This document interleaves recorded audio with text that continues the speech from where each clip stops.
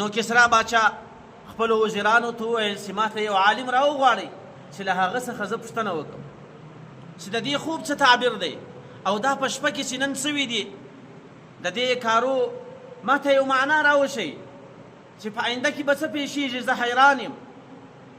نو دته دا وزیرانو یو غټ عالم راوغوښتی، هغه د عبدالمسیح په نامه باندې دی. له هغه څخه دی پوښتنه کوي، ورته وایي چې زه به له تا څخه یو څو پوښتنې وکړم، ته به ماته د هغو جواب راکوې. عبدالمسیح ورته وایي که کوم جوابونه زما زده وو زه به جواب درکړم.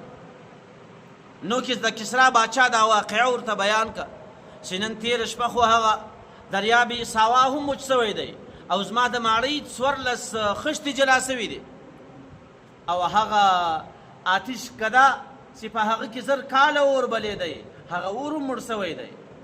آیا د دې مطلب به څه شوي؟ عبدالمسیح ورته وایي چې زما یو ماما دی، هغه د سطیح په نامه باندې دی او هغه په شام کې دی، زه به ورسم له هغه څه به پوښتنه وکړم، هغه به ماته حال راکړي. هغه تر ما ښه معلومات لري، له هغه سره تر ما علم زیات دی، زه به هغه وتا ته راولم.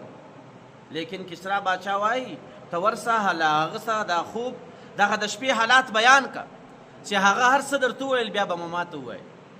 عبدالمسیح رالی خپل ماما چې سطیح دی هغه د زکندن حالات دي، هغه ډېر پوه، له هغه ته دا حالات بیان کړو چې د کسرا د باچا د ماړۍ 14 خښتې جلا سوي او هغه دریا وچ سوی دی دریاب، او درېیمه پیښه دا سوې ده چې هغه د آتش کده چې 1000 کاله اور کې لګېدی هغه اور مړ سوی دی.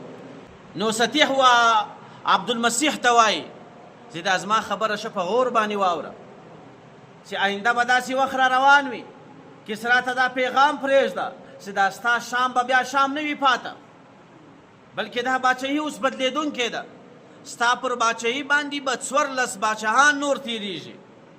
دا د هغو خښتو معنا ده چې 14 خښتې جلا سوي ستا له ماړۍ څخه اوس به 14 باچهیانې نورې راځي.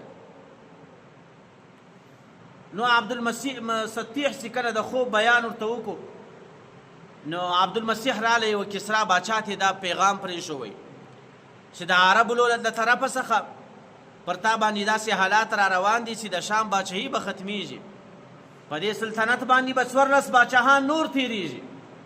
نو د کسرا باچا خوشحاله سو، هغه ویل دا خو زما باچهي ده، له ډېره وخته له ډېرو کلو څخه زما باچهي ده، 14 باچهیانې چې ختمیږي دا به ډېر وخت تېر سوی. لیکن د الله تعالی په فیصله کې داسې لیکل سوي چې په 4 کاله کې 10 باچهان هلته بدل سو، په شام کې په 4 کاله کې 10 باچهان بدل سو. 4 باچهان بیا چې کله شام فتح سوی دی د حضرت عثمان غني رضی الله عنه په وخت کې شام هم فتح سو. نو هغه خوب هغه کومه واقعه چې د محمد رسول الله د ولادت په وخت باندې سوې ده هغه ټوله رښتیا سوله، او د محمد رسول الله د ولادت په شپه باندې د عثمان بن ابي العاص مور له حضرت امینه رضی الله عنها سره په خدمت کې حاضره ده.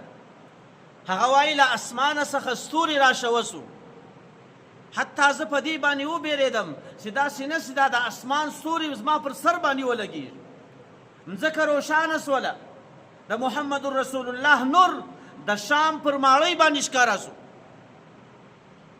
نو د دې تعبیر هم دا و چې د محمد رسول الله په زندگی کې به د ده نبوت د ده رسالت او د ده دین به تر شامه پورې رسیږي، او هغه رقم ته پیښه سوله.